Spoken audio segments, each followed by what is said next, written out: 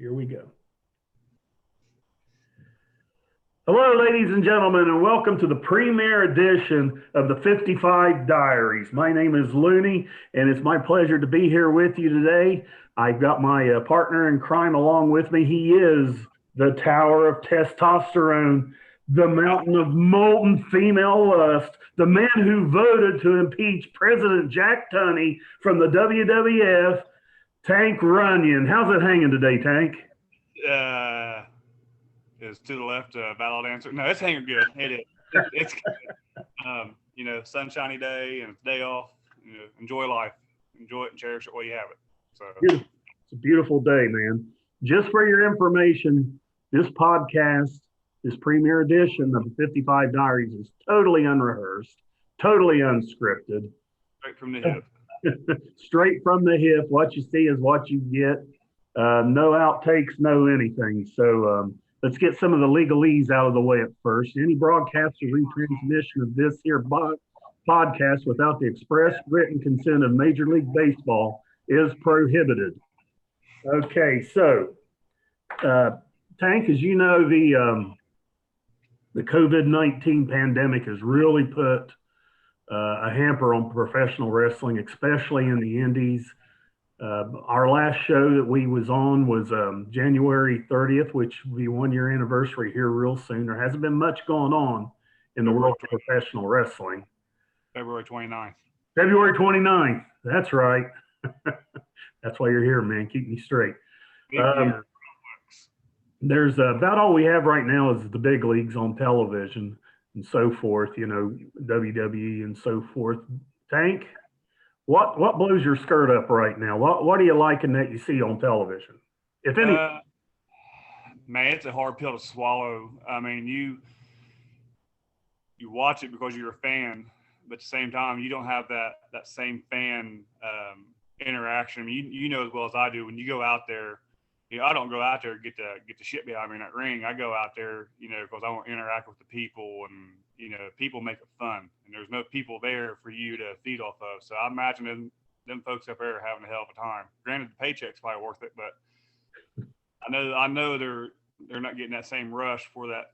Music hits and you go through that curtain, just go out there and be in front of a bunch of TV screens. I mean, you can't feed off that. But you know what? I mean, they're doing good.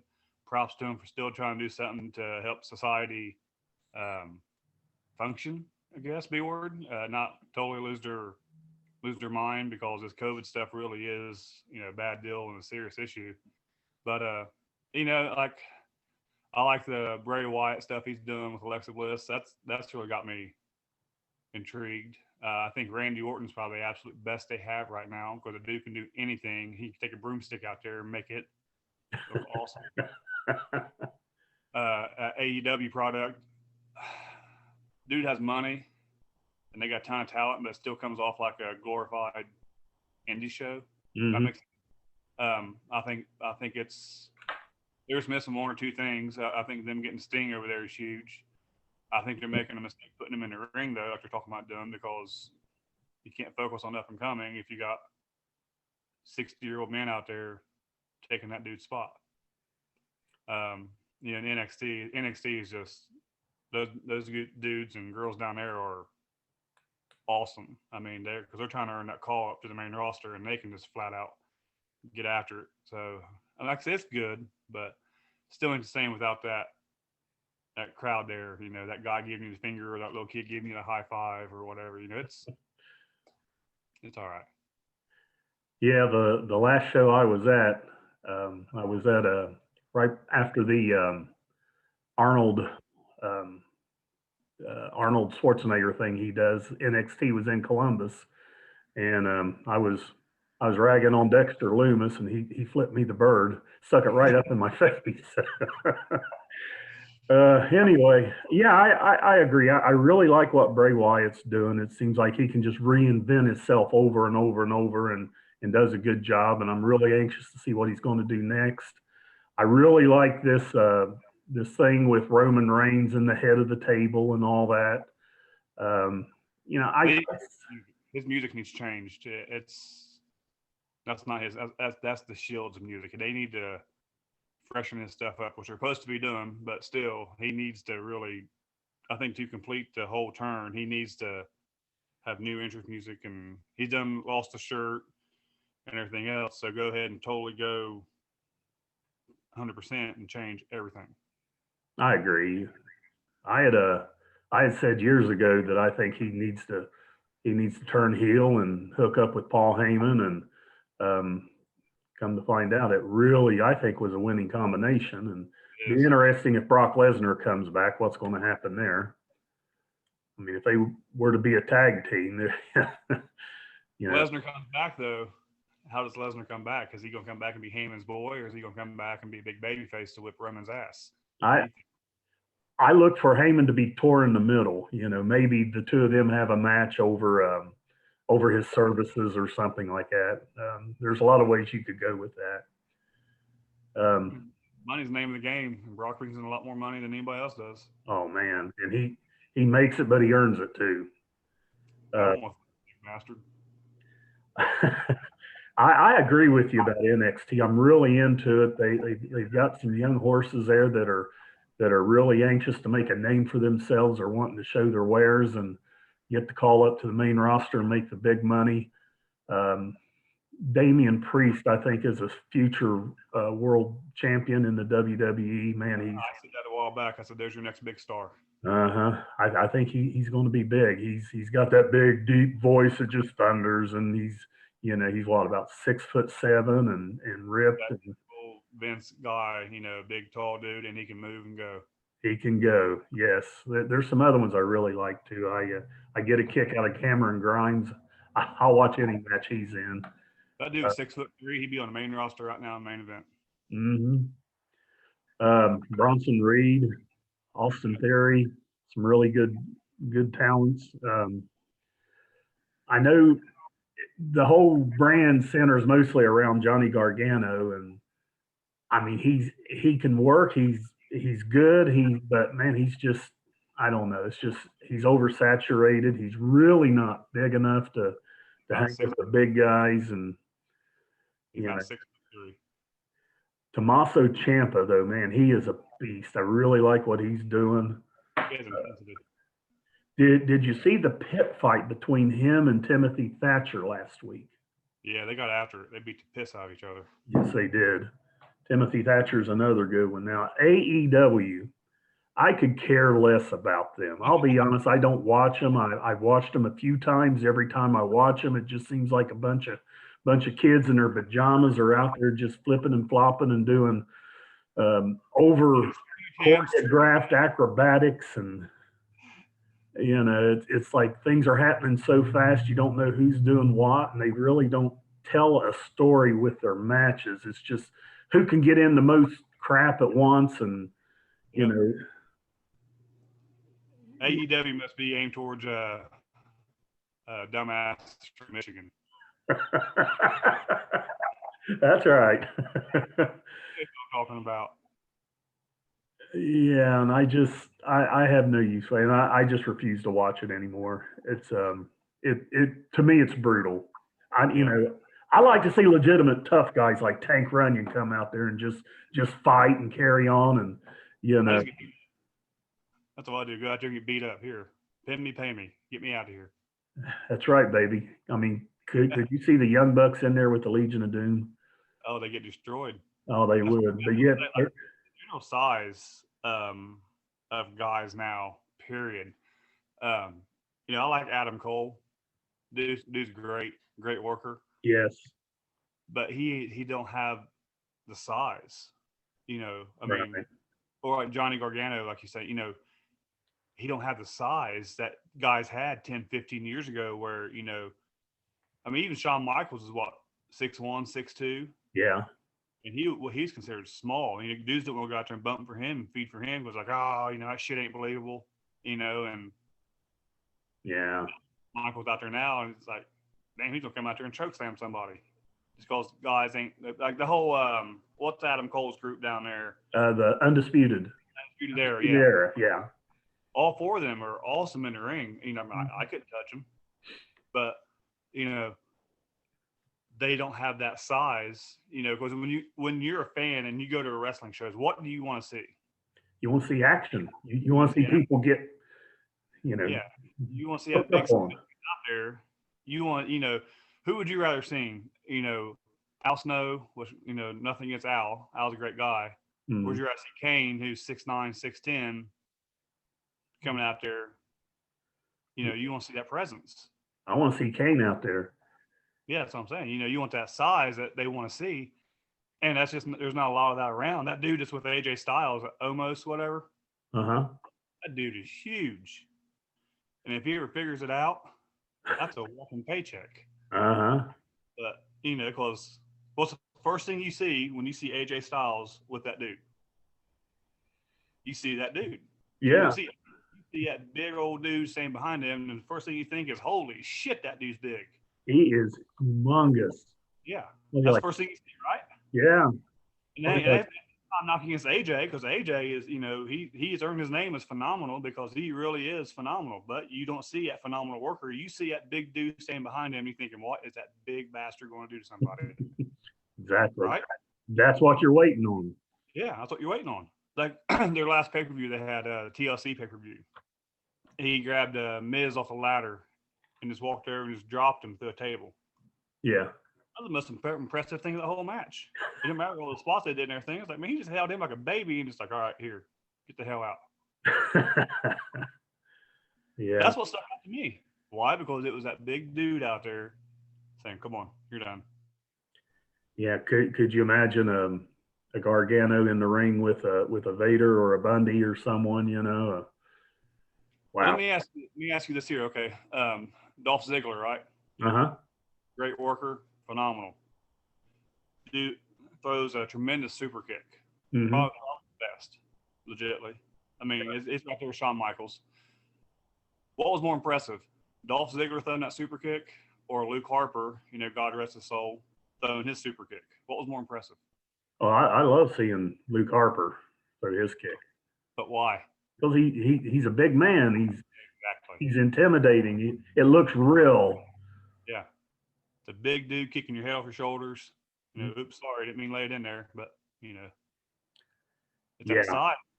That's I think that's what wrestling's missing a lot now. And I'm not saying it because I'm tall or anything like that. I'm just saying, Hogan, even Hogan when he's 6'4", 6'5", they say, oh, he's 6'8", and he's huge and blah blah blah Mm-hmm. blah. He's still a big dude going out there, and when he started hulking up, he bought into it. But he's like, all right, here he comes. He's gonna put the ass whooping on somebody. So Probably the most memorable moment in professional wrestling altogether is when Hogan body slammed Andre in WrestleMania 3, Pontiac, because Michigan. why? Because Andre was a huge man. Mm-hmm. Speaking of Al Snow, the man dislocated my jaw in the ring. No shit. Yeah, he did. Yeah, he.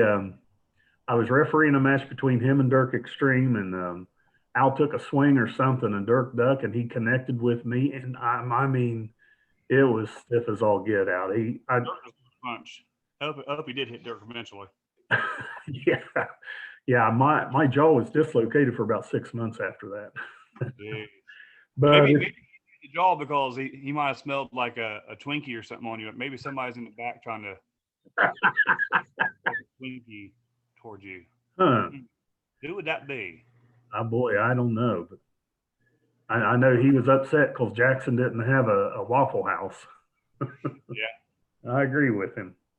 Hey, we want to encourage our viewers to send us in video. You can send it to myself or Tank over our Facebook accounts. We want to challenge you to send us in some challenge videos if you want to eat a hot pepper or a ghost pepper or Carolina Reaper, um, sardine sandwich with mayonnaise on it. Drive a 16 penny nail through your eyeball, just whatever. We want to feature you on the 55 Diaries and show Yes. your videos. We actually Anything calm, cool, like drawing stick figures and smiley faces, I'll do. Now, like the hardcore stuff, like like he said, the Carolina Reapers and nah, Looney would be more than happy to say, yeah, I'll eat it. We want to see your videos, and a good friend of the 55 Diaries, a young lady by the name of Donna Ballbreaker. She sent us in a video of a challenge that she made, and I want to share that with you. Donna Ballbreaker. That has to be the best name ever. Give me just a minute here. I want to share this video with you. And we're still kind of learning things on this. So be patient with me here. You get what you pay for. Get what you pay for. Get what you pay for, okay? Now, I might need to know if this is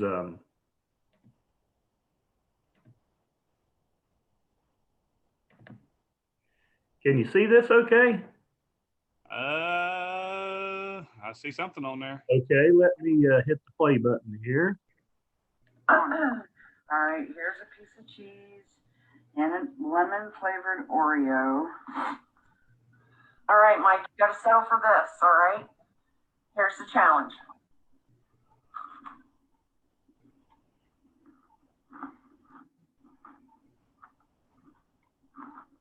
I like her hoodie. What's not bad? Mozzarella cheese and a lemon Oreo. I did the challenge. I can't eat the rest of it though. Or else you're not doing it. Shut up. If you just put it all in your mouth. I can't. Oh my God. I'm just going to leave that alone. I'm going to leave that alone. Don't go there, Selena. Yeah, don't choke. I'm trying not to. You make me laugh. I'm too short to do Heimlich.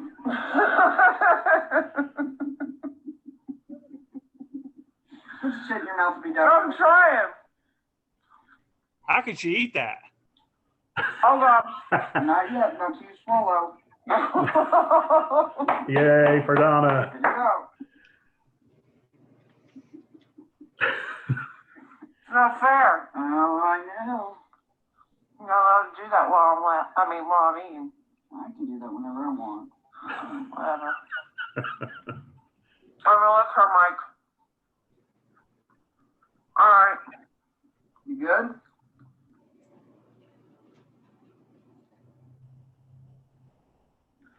Gone. She did it.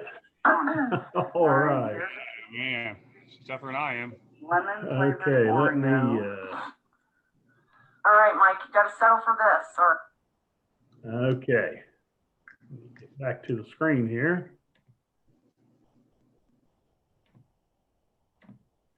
And we want to send our thanks out to Donna Ballbreaker for sharing us that video with us.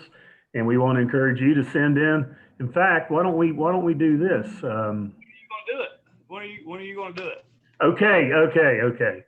So she challenged me to follow up on that, and I actually did it. I sent it to her, but I'll be honest, I did the same thing. I put a big hunk of cheese on a yellow Oreo cookie, and I got sicker than a dog. In fact, I told her, I said, I'm probably going to die of this, and this is on you, Donna Ballbreaker. Anyway, yeah, send us in your videos and so forth. Well, we just want to have a good time here on the 55 Diaries, share a few road stories and so forth. I'd like to take a moment here to thank our sponsors for the 55 Diaries. We want to thank Runyon's Mortuary, where the slogan is "You stab 'em, we'll slap 'em," and also for the Martian Interplanetary Space Travel Agency. If you're looking for your next vacation where you don't have to worry about social distancing, face masks, and all that, consider a visit to the Red Planet, and that's at www.martianinterplanetary.spacetravel.agency.online.com, and tell them you heard this on the 55 Diaries for your 10% discount. Oh my goodness. Hey, and if you're interested in being a sponsor on the 55 Diaries, we'd love to have you. We have rates that'll more than accommodate your budget here, and so forth. Your products, your hat, wherever you want, we will gladly whore ourselves out. That's us, baby. Okay, so we've got a lot to cover here today. So what I'd like to do now is get into our viewer questions. I put out a call for some questions. If you'd like to have your questions answered here on the 55 Diaries, let me get my questions here. This first question comes from Tank's number one fan, Oh Lord. and he or she, whoever that may be, says, "Hey, I want my question to be: Who got you and Tank into wrestling when you was younger?" Tankster, you wanna give this a try? Okay. Well, a long, long time ago, before RCW, Mhm. there was the SWF. And before the SWF, there was another company called WGI. Both SWF and WGI was ran by my uncle Andy. And I just started out. I was probably 13 years old. I did everything, ringing the bell, the security. I did everything until finally, I finally got old enough where I was, all right, I'm gonna get in the ring now, because but I did everything. Andy really did a lot for the area as far as bringing wrestling around here. He had a lot of guys come through the area people don't realize, like Abyss from TNA. He was a he was a mainstay around here, because of Andy. Wildcat Chris Harris, all them guys, and there's so many other guys that come through. Um, before that, so I was about 13 years old when I started. Like I said, being a bell ringer and then gopher and just whatever I could to be around it. I wanted to be there. Hey, we're setting up the ring. Okay, let's go. And but yeah, it was my uncle Andy that got me into it, and he trained me, beat the piss out of me, trained me some more, beat the piss out of me. But he taught me right. And he always taught me to stand up for myself. So he's the one that really got me going and got me rolling. Very good. Um, my story goes back to when I was 7 years old, and I was sitting there in the living room in my pajamas and looking for a cartoon on television, and I come across an old studio wrestling format. I don't remember Oh, what it was. you mean like when did you become a fan? That what the question Well, means, no, or? what got you into it in the first place? Oh, no, I've always loved it all my life. I mean, as long as I can remember, you know. Yeah. Oh, yeah. Sorry, I got confused. I thought you No, meant no, how, no. how did you actually get involved in actual wrestling Well, business? actually, that was the question, but yeah, I'm just going back a little bit farther because I was Shut up. watching television and it had this big hillbilly in there with bibbed overalls on, and he brought a baby pig to the ring, and I'm just a little kid, and I'm like, what the heck is that all about? And he he was in a match, first time I'd ever seen or heard of wrestling. He went over to this pig and he stuck it up in his ear and he says, "Hey pig, what should I do next?" And that pig had talked to him. He goes, okay. Then he'd go in there and he'd do what the pig told him to do. And I was just so amazed by this. I'm like, I was screaming, "This guy can talk to pigs! This is amazing! This is the greatest thing I've ever seen in my life." And from there I knew I wanted in the business. I wanted to be involved in this. I'll be honest, I tried to get in with SWF. They rejected my applications. Uh, I But I didn't give up.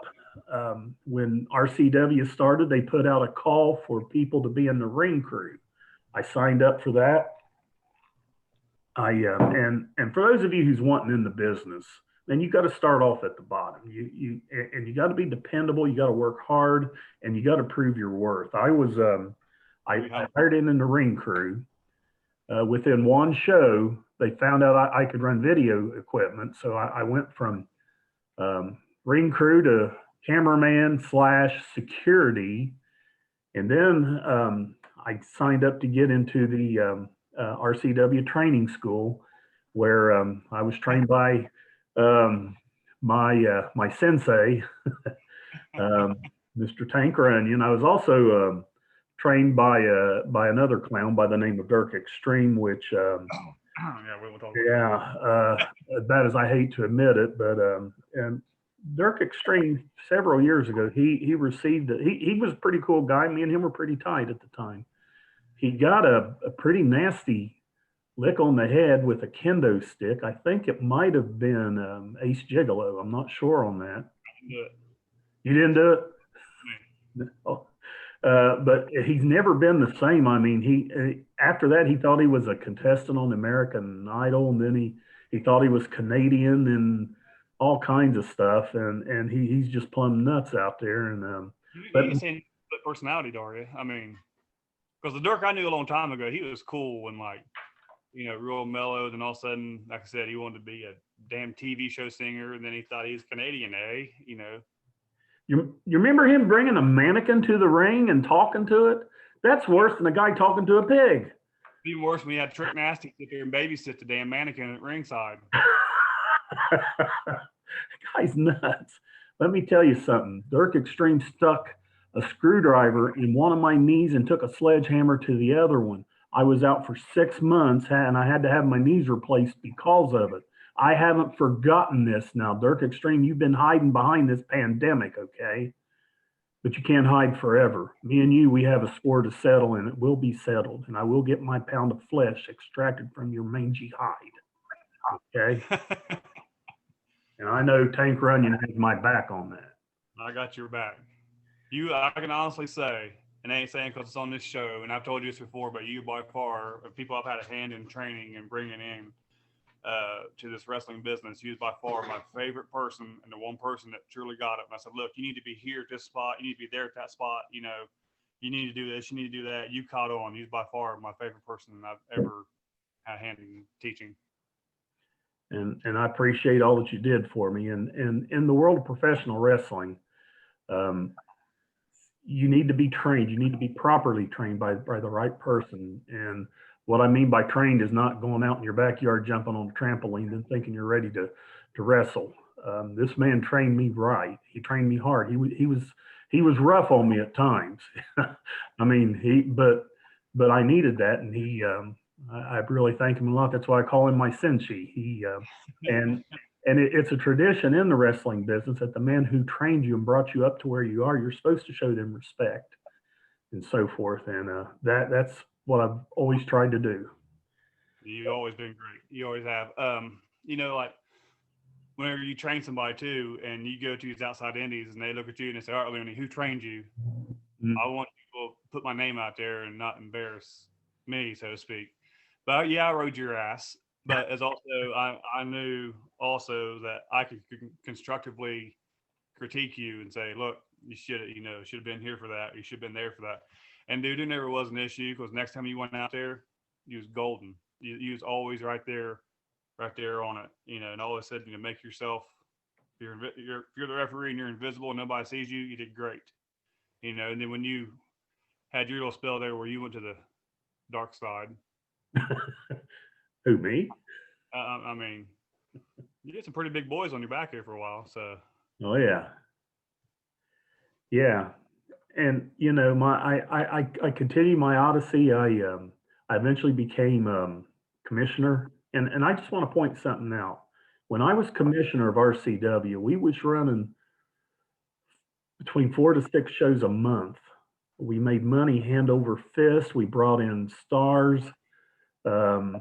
It was our most profitable, most prosperous. We would sell out venues and so forth. Then there was selling of RCW and a new commissioner, and Tyson Rogers is the current commissioner. And well, I know the pandemic put a hold on a lot of things, but even before that, it just ain't the same. I mean, Looney should be a lifetime commissioner of RCW. You got my vote. You won't impeach me though, like you did Jack Tunney, will you? He had it coming. Okay, let's go to our next question here. This comes from Tank for Life. Oh Lord. And this is actually, it says it's for both of us. And we've kind of already went over some of this.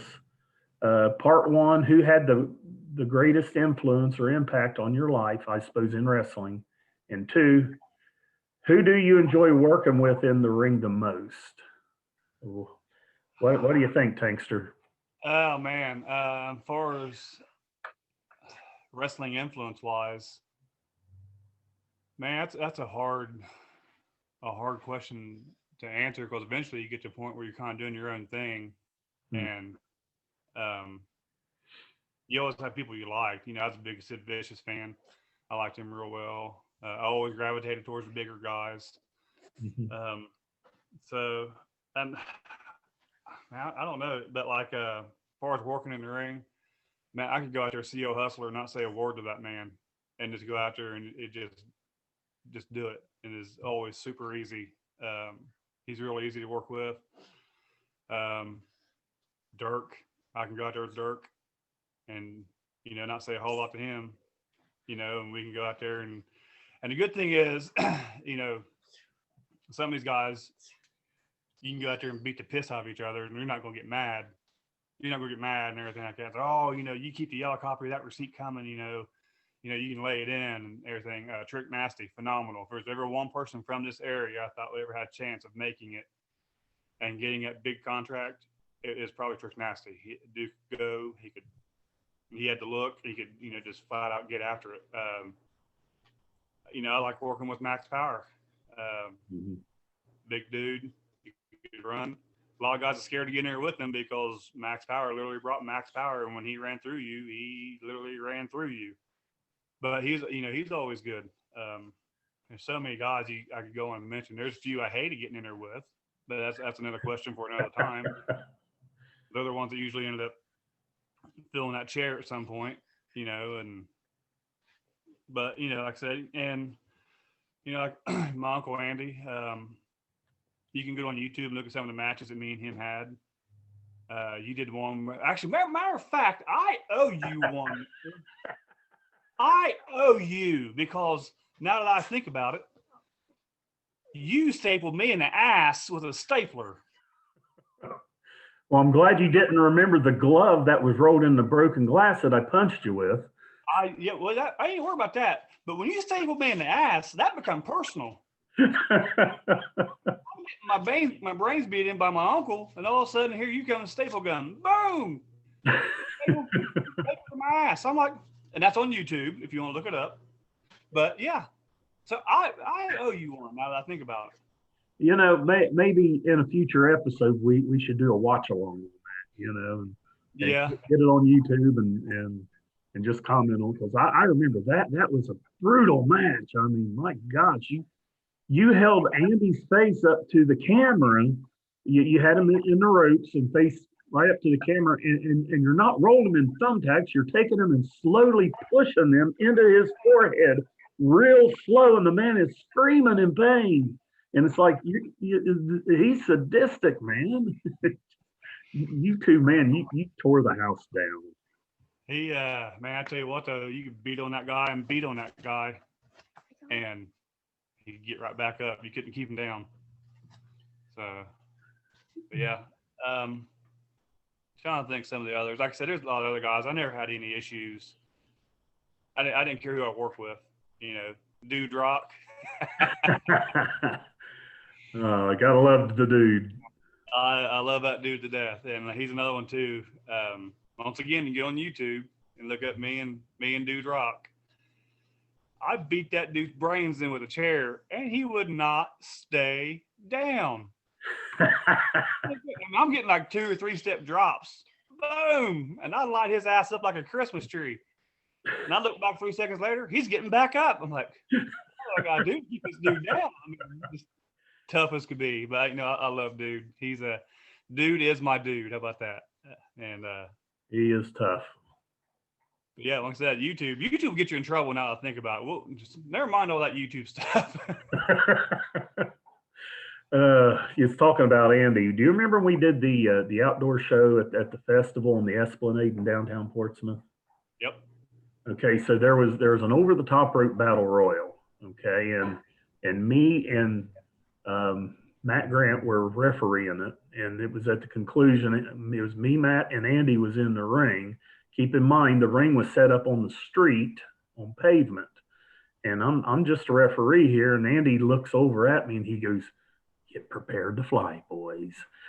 Next thing I know, he grabs both of us, throws us over the top rope onto that asphalt on the ground. I'm like, dude, I tell you what, that road is unforgiving whenever you hit it from going over the top rope. The road, the ring, everything's unforgiving. There's nothing worse than when I said, "Oh, it's fake. It's fake." Let me slam your ass on that ring, and then tell me how fake that pain is shooting down your back and your legs and everything like that. Exactly. Exactly, brother. Uh, okay, for me, who do I enjoy working with most? Of course, I'm in the ring a lot with you, Tank. I really enjoy working with you. You're my favorite. Um, I will say overall, I was in the ring several times with the Russian Bear, Ivan Koloff, Yeah. and I just love that man to death. And he had such an impact on me. And um, tell you a funny story. We brought Ivan in to do a Russian chain match with Dirk Extreme, and I was refereeing that match. And Ivan ended up winning the match. Um, and at the end, Dirk and his goons, I think they were called Excalibur at the time, they jumped in the ring. I don't know if you was in on that or not, Excalibur? Tank. I was in Excalibur. Yeah, this might have been before you got into it, though. This is after I done left it. Okay, okay, this is after you got out of it. So Yeah. they take Uncle Ivan, this man who is all he could do to get up in the ring, let alone wrestle. And Dirk wrapped the chain around his neck, threw him over the top rope, and literally hung him there till he passed out. What was it he said hanging there? Well, that's my story. He fell to the ground, and I thought he was dead. I thought, my gosh, we killed one of the greatest wrestling legends of all time right here. What did he didn't he beat Bruno Sammartino in a sold out Madison Square Garden for the WWF Championship? I mean, this guy is truly actually personifies what a legend is. And Yeah. here we killed him. We killed him here in Otway, and and he's laying there and he's going into convulsions. And I run up to him and I get in his ear. And I said, Ivan, are you okay? And he just real weakly he says, my ovaries. I said, what?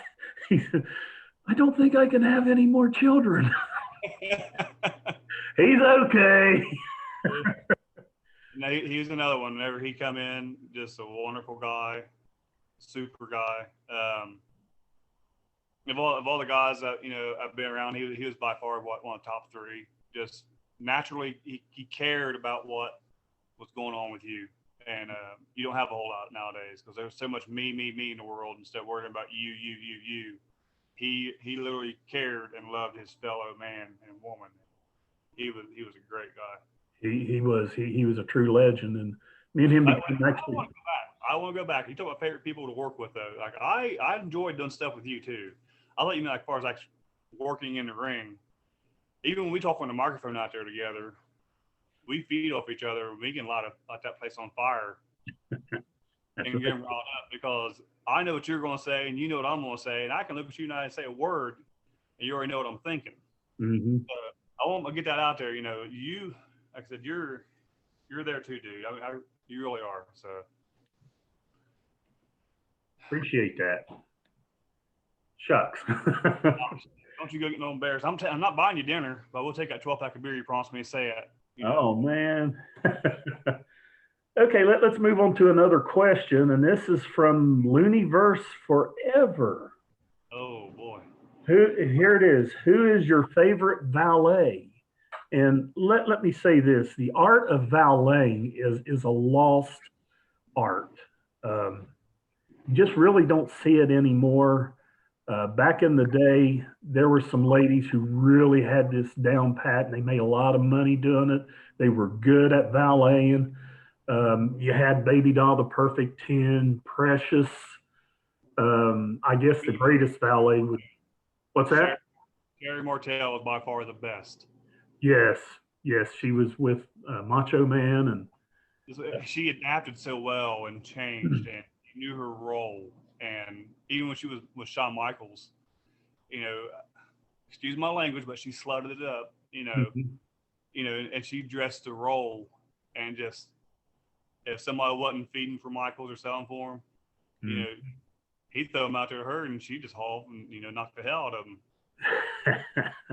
So she's by far the best valet. Miss Elizabeth, she was good, but she was just say eye candy. Kind of like you, you're eye candy. People see you and like, oh, Looney, yeah. Oh, come on. Sonny, about the only in the big leagues right now, about the only valet I can think of would be Scarlett Bardot. Is that how you say it? Boo-boo. I don't know her name. Bardot. She's Karrion Cross's actual real life wife, and she's his valet, and she has it down. She Yep. brings a lot to the table. But what's that? And she can work in the ring too. If you're a YouTuber or stuff like that, she can actually get in the ring. And I mean, she ain't phenomenal, but you know what? She gets in there and she uses her assets to work with. I'll have to check that out. I didn't know that she even got in the ring. She had a big thing in Mexico where she was working down there, and some fan grabbed her ass or something like that. Mm-hmm. She got all butthurt over that or something like that. I don't know, or grabbed something that they shouldn't have grabbed. Anyway, she was all tore up over that and threatened to leave. I think it's AAA. She's down there for, or CMLL. I don't know, but she's all fired up over that. And then eventually she ends up, down there in Hunterville, down there in NXT. So yeah, interesting. She's good. I'll have to check some of that out. Yeah. But my favorite valet is actually someone who's not in the big leagues right now, but a young lady who is actually trying to bring back the art of valeting. And her name is Angel Divine. And she's very young. She's just getting started. The pandemic really set her back a lot, but she really wants to bring back the art of valeting. In fact, she was in contact with the Perfect 10 Baby Doll and some of them trying to get some of their pointers. She has valeted a time or two for Jason Legend. You may have seen her there. But I think the sky's the limit for her, and I wish her well. And I will say right now, she is my favorite valet. Keep hustling, kid. Keep hustling. That's all you can do. Keep hustling. We got one more question here. This comes from an R.A. Kingfish, and he says, any advice on buying Twinkies at a bulk discount? Wait, what's that name again? R.A. Kingfish. R.A. Kingfish. Why does that sound familiar? I don't know. Well, any advice I might have. What's that? Anyway, what's her question or his question? Any advice on buying Twinkies at bulk discount? What I would say is, if you're running like concessions or at a show or something, you need, it's for a business or something, I would recommend getting like a vendor's license. That way you could go to a wholesale distributor. You could get some, we talk about things other than wrestling on this show. We'll talk about whatever you want. This is your podcast, your program. We're just here to serve you. But ask what you want, when you want, how you want. Amen. Now, if it's just for bulk quantities for yourself, maybe I would recommend getting a membership at a Sam's Club or something like that, where you can buy large. That name sounds familiar. How do I know that name? R.A. Kingfish. Who is that? I'm drawing a blank. That's not somebody we know, is it? I don't know. R.A. Hey, wait a minute. Who has the initials R.A.? Oh, gosh. You're thinking what I'm thinking, ain't you? Mm-hmm. Busted. Randy Allen. Yep. The Twinkies alone should have gave it away. Let me tell you something about Randy Allen, okay? And Twinkies. Let me go to a share screen here. Can you see this okay? What is he trying to cram in your mouth? Well, here's what happened. Al Snow was the owner of RCW. Okay. And of course, he wasn't here for our day-to-day operations. He appointed me as his boots on the ground. I was the commissioner. It was up to me to book shows, to hire and fire people, and to arrange for the talent and so forth. Well, there was a power struggle between Al Snow and someone that was with RCW called the Mastermind. Mastermind's been with RCW a long, long time, and he has a very storied past in um, professional indie wrestling in the area. Him and Al were really button heads. They was having a big power struggle. I was Al's man. I was his eyes and ears on the floor, and so the Mastermind. This was before we had a show. Can you see the picture? Okay. Oh yeah, yeah. That sounds Okay. good. Okay. This was before a show we had at the Elks. In order to try to take control of RCW, about 3 days before the show, he literally kidnapped me, and he pumped me full of drugs and stuff to where I didn't know what was going on or where I was at. And I woke up when I finally come to 3 days later. I was in the locker room at the Elks Country Club or the City Lodge there where we was having the show. Now keep in mind, I hadn't ate for 3 days. I hadn't drank for 3 days. I was absolutely starving. Okay. And they had me propped up in a corner. I was in a straight jacket and a mask. I couldn't go nowhere and I couldn't do anything. And Randy the King Allen sticks a Twinkie in my face and is taunting me, is teasing me. He's like, "Hey, brother, I bet you're starving, ain't you? I bet you'd like to have a bite of this." Randy the King Allen, you have ice water flowing through your veins. That was totally uncalled for. Daggone it. I owe you one for that. And I tell you what, King Allen, Kingfish, I challenge you to come on a future episode of the 55 Diaries and explain yourself for what what you was doing here. If you have any gumption at all about yourself, we talk about owing someone. I owe you, pal. So get over here on the 55 Diaries and let's hash this thing out. Can I tell a Randy Allen story real quick? You sure can. Oh boy, he's gonna love this. Okay, so before RCW, we had the SWF at the bingo hall, and Randy Allen was wrestling somebody. I won't say this person's name because they messed up in the ring, and I was ringside. A few other people was too. Well, Randy was, I think, losing a little bit of weight, so his tights wasn't exactly tight, so to speak.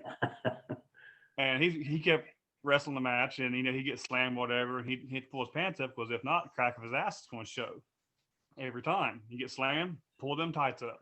Yeah, pull them tights up. Because I've seen the royal crack on a number of shows. I've seen the royal crack. So I mean, good for him because he's trying to do good. He just didn't have enough time to get new gear ordered and adjusted and do his thing, whatever. But anyways, Randy's done his match, and he done pulled his pants up 6-7 times. I seen enough crack that night from Randy Allen to feed a hooker for a month. So, anyways, Randy's laying in the middle of the ring. Guy jumps off top rope to do a leg drop. Well, the guy miscalculated, and the guy pretty much landed with his ass on Randy's face. Randy was out. I mean, flat out of it. He got, man, I never seen somebody get knocked out pretty much. Randy was out. Randy takes it, sits up. First thing Randy does, pulls them damn pants up. Even when he's out of it, with no mind to him, no recollection of where he's at, what's he doing, or anything like that, he pulls them tights up. So good for you, Randy Allen, for making sure you still have enough mind to you to cover up that little ass of yours. Good for you, buddy. Oh my gosh. And here on the 55 oh, go ahead. I'm sorry. I was about to say, good, still good enough for him that he was able to, hey, if I want to see my ass, and he pulled them tights up. So, and here on the 55 Diaries, we have a lot of interesting stories to share with you, and that's really the premise of this. That's why we call it the 55 Diaries. Between Tank Runyon and myself, we have over 55 years in the business. We've been up and down the road a lot. We've seen a lot of things, and I always threatened I was going to write a book, but I got to thinking about it. I'm kind of lazy to do that, but so this podcast right here, we want to make it a venue to really um, get behind the scenes, dig a little dirt, throw it around, and really entertain you. And So much stuff we could tell. So much stuff. My goodness. so don't miss an episode of the 55 Diaries. Um, for our next episode, before I go there, we was talking about our questions here. We talked about Randy Allen's question. I got a question for you, Tank. R.A. Kingfish, my ass. Yeah. What a jerk. Um, who's your favorite rat? My favorite what? Your favorite rat? My favorite. Oh man, you son of a gun, you.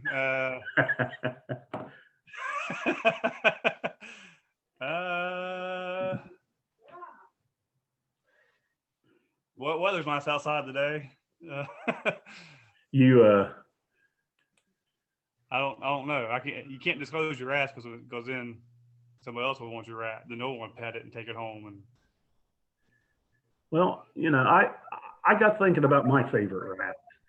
I'm kind of partial to Splinter on the Teenage Mutant Ninja Turtles. I mean, you asshole. Splinter was cool. He taught the Ninja Turtles, the martial arts and everything. Splinter was pretty cool. Another favorite rat of mine would be Templeton the rat. Remember him from Charlotte's Web? Yeah, I remember him. Now you keep the copy of the receipt coming to you now because you made me look like a dumbass right now. Me? Hey, people, like I said, this is unrehearsed, unedited, and we're just shooting from the hip here, having a good time. Okay, we still have some more to go. We're not done boring you yet, but we do want to put in a plug for our next show. I want to ask you, Tank Runyon, what is your for next week or for our next episode? I want you to be thinking about this. What is your most embarrassing moment in the ring? And I'll answer that question too. Also, on the next episode, I have a very interesting story I want to tell that is almost unbelievable. The time that Tank Runyon got Looney both hired and fired within 15 minutes from a prestigious National Wrestling Alliance, one of their subsidiaries, and NWA. You're not going to believe this. This is a hilarious story, and we're going to, with each episode, we're going to start pulling that curtain back a little bit more. I blame Ranger Bob for you getting fired. Well, he had a hand in it, but he encouraged me to do it. He encouraged me.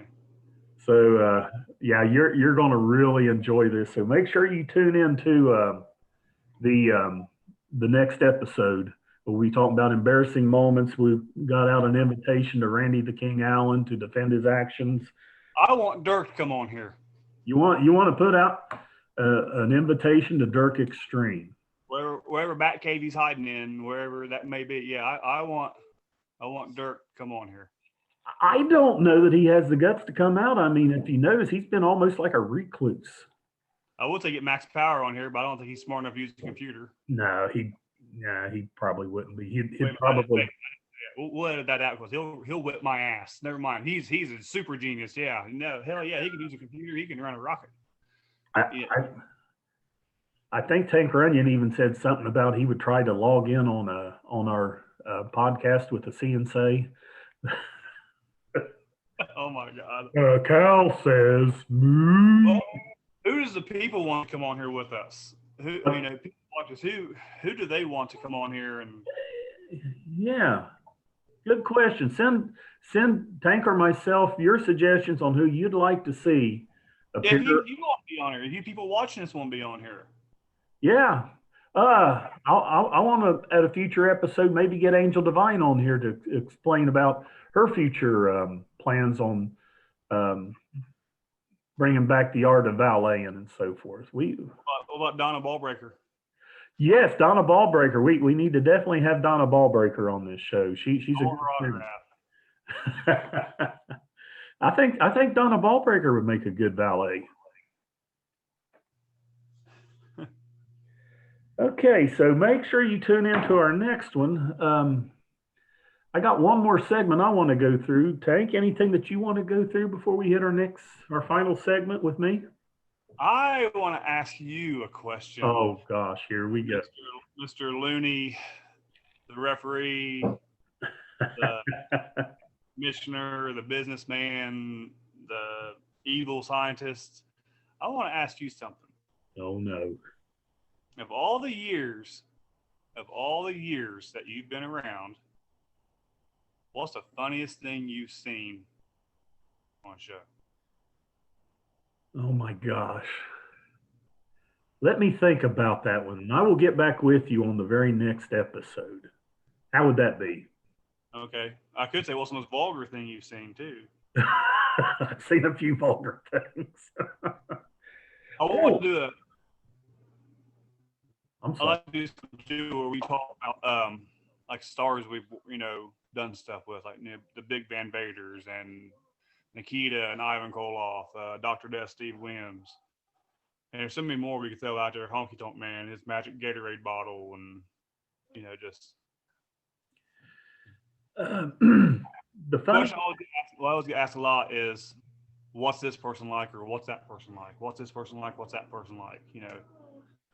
So you know, now that you mention it, I think I can answer that question. Now the most funniest thing I ever seen in the ring, I can't share because it's something that someone said that was just downright offensive.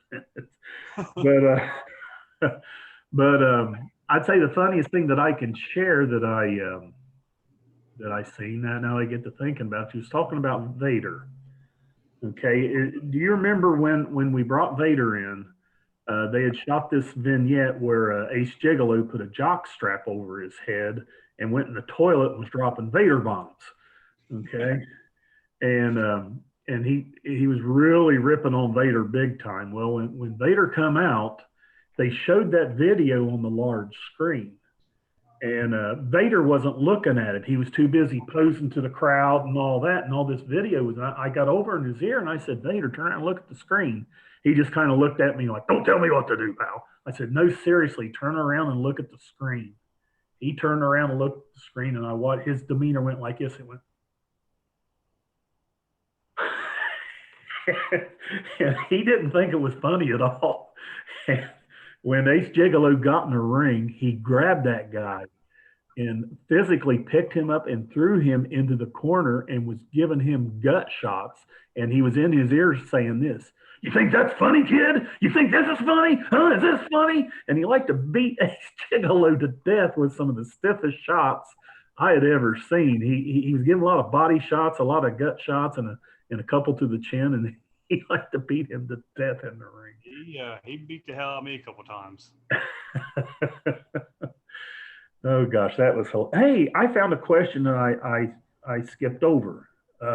Two-part question. This one's for you, Tank, and this comes from William B. West. William B. West is actually a very notable historic figure in independent wrestling in Ohio, Kentucky, West Virginia area. He's Indiana. He's very well respected.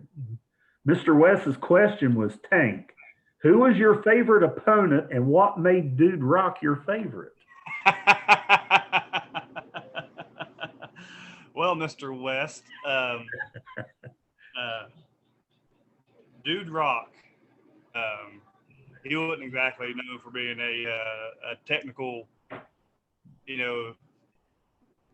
chain wrestle and headlock taker. He could do a hell of a hip toss.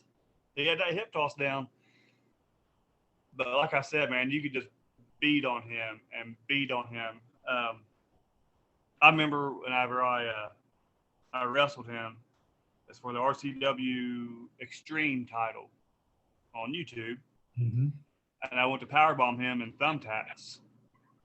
So I take him up for it. When I got him up there, he slipped off my shoulder and he fell all awkwardly, and it looked like shit. I was like, oh man, so come on, let's do it again. And I picked him up.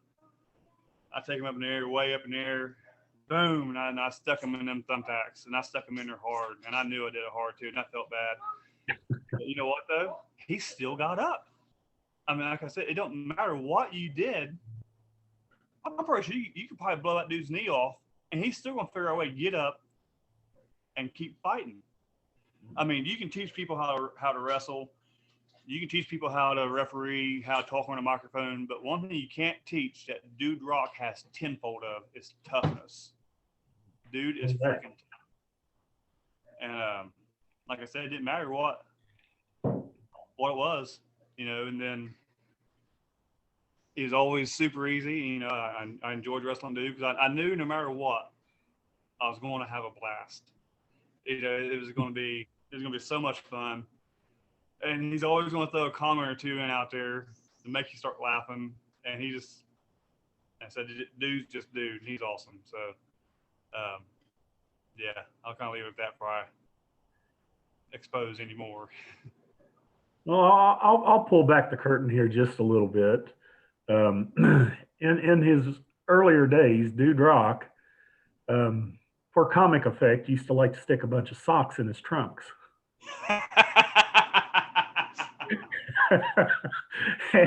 And this one show he was wrestling, and the socks started working their way out of his trunk, and just right in the middle of the ring, he just grabs them and yanks them all out. Funny stuff. I'll tell you one more story about that real quick about the quote unquote stunt cock. We was doing a show for another company. It was up in Rock Hill, Ohio. And dude gets there, and he's, you know, getting his gear on. He whips out that big old tube sock, and he'll, you know, dude's always so much fun in the back. And anyways, he stuffs it down in there, and he turned around, and he goes, "Hey guys, how's this look?" And there he is sitting there with this 15-inch tube going down his sides there and everything, right? Well, one girlfriend to one of the guys, she goes, "It don't look right. It don't look right." And she tried to jump down there and adjust it. And he didn't hear and jumped back and gave her a look like, you know, get the hell away from me. But then he turned around, starts cramming that thing again, getting it all better and better and better to go. Which I can tell you more stories about people doing stuff like that. Used to be a guy named Filthy the Clown. He literally carried he had a dildo in his gear, and he'd do a spot where you sunset flip him, and you're trying to pull him down. When he's trying to fight, falling backwards, all of a sudden he would whip that thing out and smack you in the forehead with it. Filthy the Clown. Yeah. Wow. Some of the shows in Cincinnati that, you know, happened up there and stuff like that, and just adult shows. I mean, you had to be 18 to get into these wrestling shows up there. Yeah. I mean, strippers and dudes coming out there 6 foot tall bongs, and just it was always something. But that's another time, another place. So make sure you keep tuned in on our future shows, because there'll be a lot more come out. So many stories. Oh yeah, and we have a lot to share with you, people. Who wants to be on here? Somebody come on here with us. That's right, baby. Randy, Donna Ballbreaker. Don't matter. Don't matter. Don't matter. You can even get Donald Trump on here. I don't care. Hey, Tank, are you familiar with an app called Cameo? Yes. I thought we might have a little bit of fun with Cameo here. For those of you who aren't familiar with Cameo, this is a new app or a website where you can pay to have your favorite celebrity send you a personalized video or text message and so forth. I thought we might just, I got a train in the background here, so bear with me here. But let me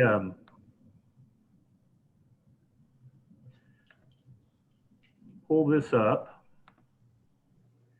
Can you see this okay? Yeah.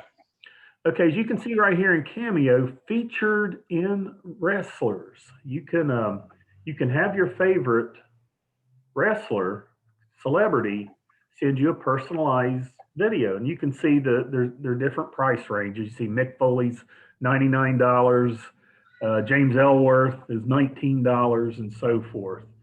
And you can have just about everyone's on here and so forth. I thought we might play around with just a couple of these. Think who would you like to see a cameo of? Anyone in particular? Uh, let's see here.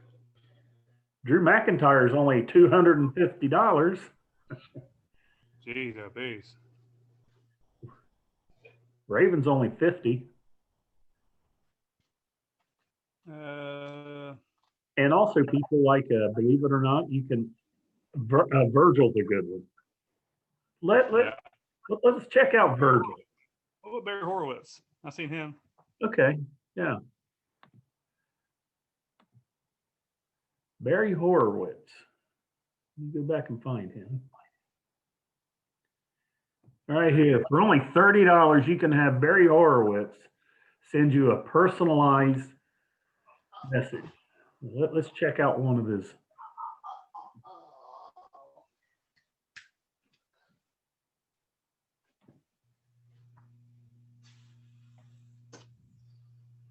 That's a fantastic beard.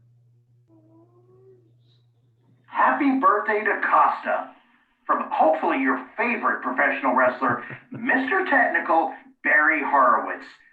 I want to wish you many wishes for your birthday. I hope you have a safe, happy birthday with yourself, your friends, your family. And also, I got to thank you and God bless you for being a deacon in the church. That's very admirable of you, and it's really, really cool. Again, I wish you a very happy birthday, and I'm glad you're a big fan of mine, I was told, and I appreciate that. So you get the golden pat on the back because it is your birthday, and also because you're a big fan of mine. I appreciate it, Costa, very much. And remember, at the end of the day, I'm Mr. Technical, and you're not. But I will give you this. Go Bucks. Did the audio come through okay? Yeah. Okay. Yeah, so this is kind of cool, I think. So let's talk a little bit about this. And there's has some really, really funny ones. Virgil's funny. Gosh, what's the one guy that was a booker for Vince Russo? Oh my gosh, he's brutal. Okay, so give me your impression of a Randy the King Allen cameo. Oh man, I do Randy Allen can't if it what I mean what's he saying to somebody like a happy birthday or what? Let me tell you something, brother. This is Randy the King Allen, and I want to wish you a happy birthday. Except you better not be eating all the Twinkies up because Randy the King Allen, brother, I'm coming for your Twinkies. I can't top that. I can't top that. How about the Iron Sheik? Oh man, Iron Sheik. Let me tell you something, you jabronis. I want to send a very happy birthday out to the big number one jabroni, Tank Runyon. I will put you in camel clutch, and like B. Brian Blair, I will break your back. Hulk Hogan, Hawk Dewey. Oh, we could have fun with this. Yeah. I love Cameo. Someone buy me a Cameo video of see, I wonder if Gilbert's on there. That would be awesome. Uh, how about trying to think who else would make an interesting cameo? What about Damian Sandow? Damian Sandow. Okay, when he was with the WWF or WWE. Give me a taste of what a Damian Sandow cameo Oh, might be like. I don't know the best way to do that. I think he'd be a good one though to get. Um, I'm looking for him now.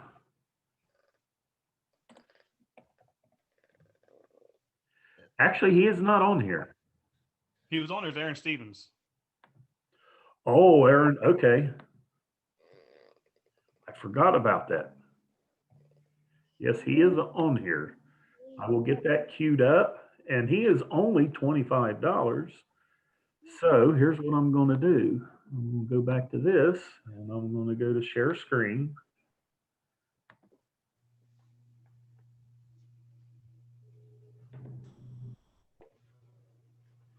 Here we go. Do we want a birthday celebration, a roast, or a pep talk?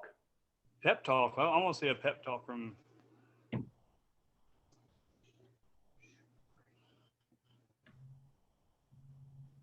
Do you see the money that Undertaker gets for one of these right now? Wasn't it like $250 or something like that? Or more than that, wasn't it? Yeah. Well, come on. Allow me to beg your indulgence for one moment. This is the former intellectual savior of the masses, Damian Sandow, now known as Aaron Stevens, and this message is for Sammy T. Sammy, gotta get real here for a minute. Challenges will always be present in life. Sometimes our challenge will be something like 2020. Sometimes our challenges will be an actual mountain that we have to climb. Sometimes our challenges will be people that we have to deal with. And sometimes our challenges will be like a diet, right? I mean, look, it's tough. I've been there several times. We all know we should be getting healthy. We all know we should be eating right. And the first step is actually deciding to go on a diet, right? Which is a Oh great my thing. The gosh. hardest part, though, is sticking with it. Here's what I do. Every day, just visualize your ideal self, right? You're doing this because, right? Because why? Because your six pack is just around the corner. That's a great one. And if you hold that vision, you stick to it, I find that it's extremely, extremely helpful. And, things like McDonald's, okay. What's wrong with McDonald's? Go to hell, Damian Sandow. That's right. Hey, you're fired. Cut him off. He's cut. Cut him off. He's done. He's out of here. Let's find someone with a good positive message. Fat lives matter too. That's right, baby. Don't be dissing on the Big Mac.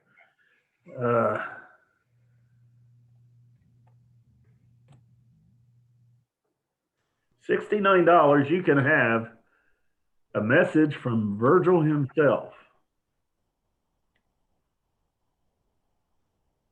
Oh, he's looking old, ain't he? Oh man.